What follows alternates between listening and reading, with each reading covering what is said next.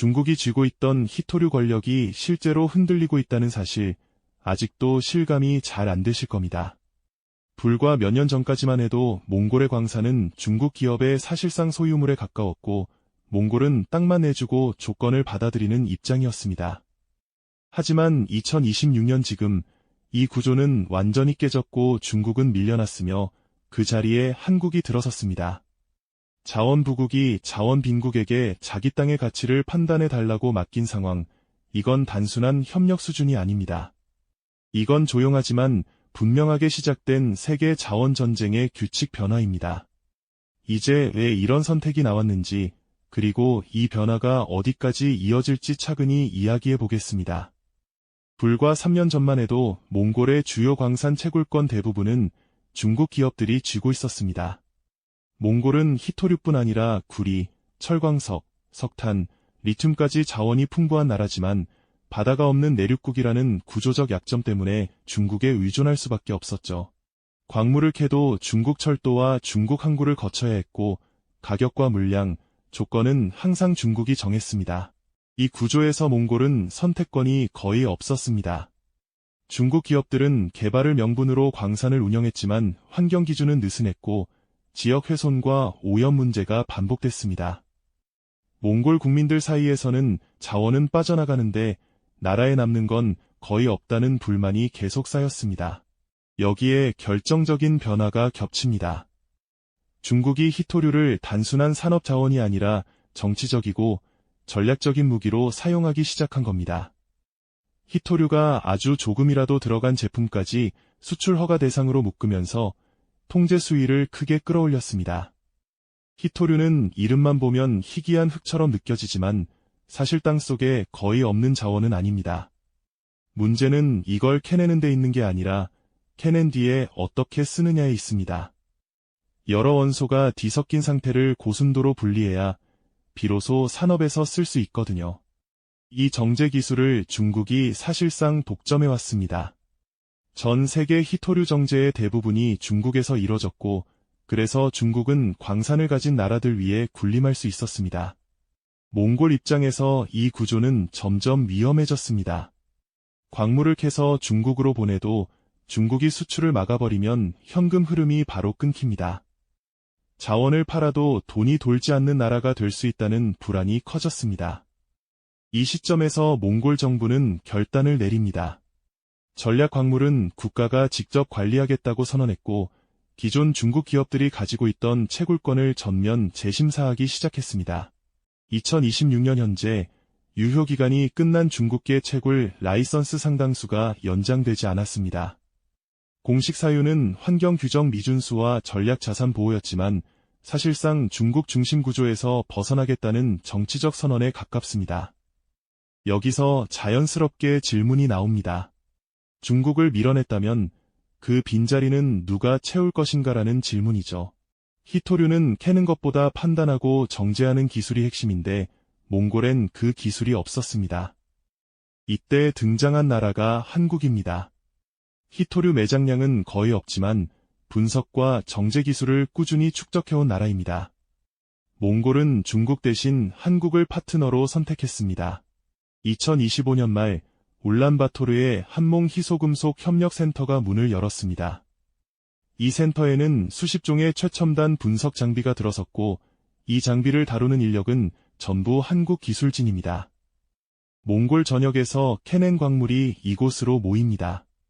겉보기엔 그냥 돌멩이처럼 보이지만 이게 수십억 원짜리 자원인지 아니면 버려야 할 돌인지 이곳에서 판단됩니다.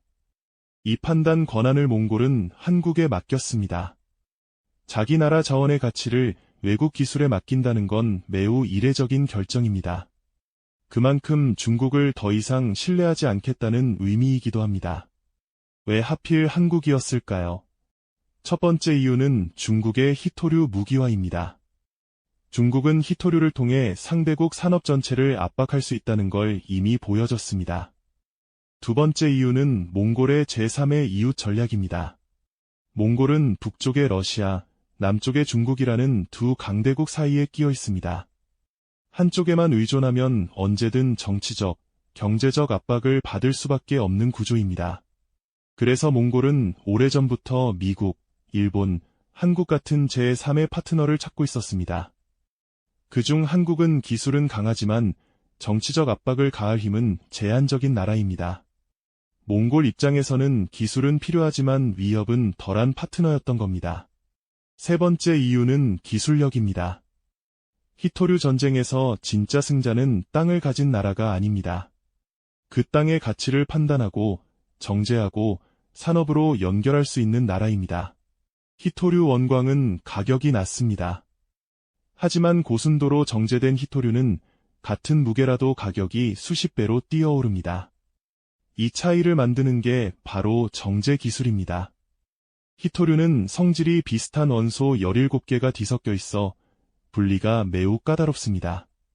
한 번의 공정으로 끝나는 게 아니라 수십 번의 화학 처리를 거쳐야 하고 이 과정에서 노하우와 장비가 없으면 실패 확률이 급격히 올라갑니다. 중국은 이 기술을 30년 넘게 축적해왔습니다. 하지만 한국도 배터리, 반도체, 소재 산업을 키우면서 이 기술을 빠르게 따라잡기 시작했습니다.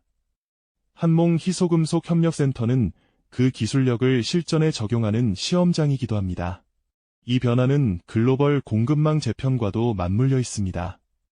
미국과 유럽, 일본은 중국을 거치지 않는 히토류 공급망을 만들려고 움직이고 있습니다. 몽골은 그 새로운 공급망에서 핵심 거점으로 떠오르고 있습니다. 한국과 몽골의 협력은 단순한 양자 협력이 아닙니다. 중국을 우회하는 새로운 자원 흐름을 만드는 작업입니다. 중국이라는 톨게이트를 피하는 우회도로가 만들어지고 있는 셈입니다. 숫자로 보면 이 변화는 더 분명해집니다.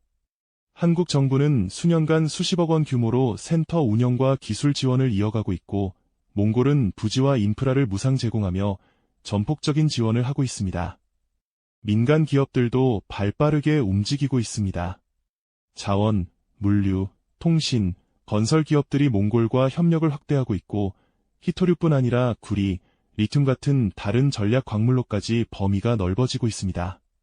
물류 문제도 동시에 해결하려는 시도가 이어지고 있습니다.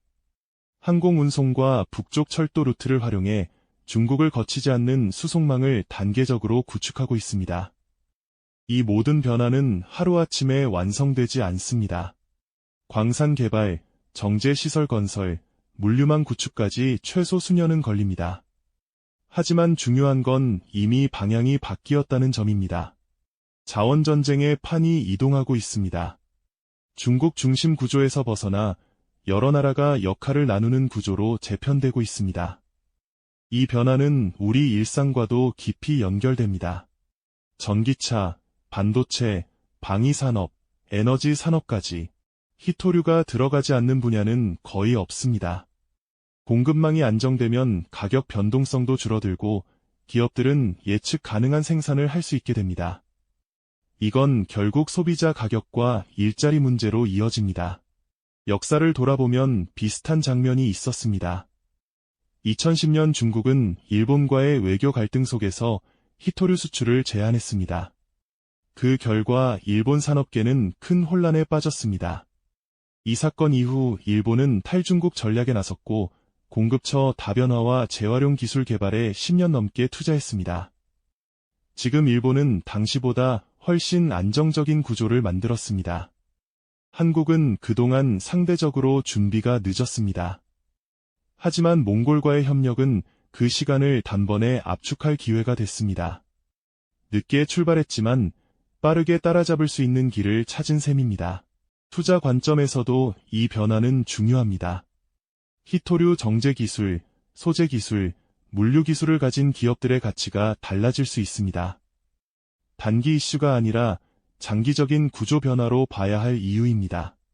물론 리스크도 분명히 존재합니다. 지정학적 갈등, 물류 인프라 지연, 기술 경쟁은 계속될 겁니다. 중국이 가만히 있을 가능성도 낮습니다. 하지만 한 가지는 분명합니다. 자원전쟁의 중심은 이제 땅이 아니라 기술로 이동했습니다. 누가 먼저 판단하고 누가 먼저 표준을 잡느냐의 싸움입니다. 몽골은 그 판단을 한국에 맡겼습니다. 작은 협력센터 하나가 세계 자원 지도의 방향을 바꾸고 있습니다. 이 변화는 느리지만 되돌리기 어렵습니다. 앞으로 히토류라는 단어가 뉴스에 나오면 그냥 어려운 자원 이야기가 아니라 세계 질서와 산업 경쟁이 어떻게 움직이고 있는지 떠올려 보셔도 좋겠습니다. 지금 벌어지고 있는 일은 시작에 불과합니다. 가장 어려운 첫 방향 전환은 이미 끝났습니다. 세계 자원 지도가 다시 그려지고 있고 그 중심에 한국이 서기 시작했습니다. 이 영상이 도움이 되셨다면 좋아요와 구독 부탁드립니다.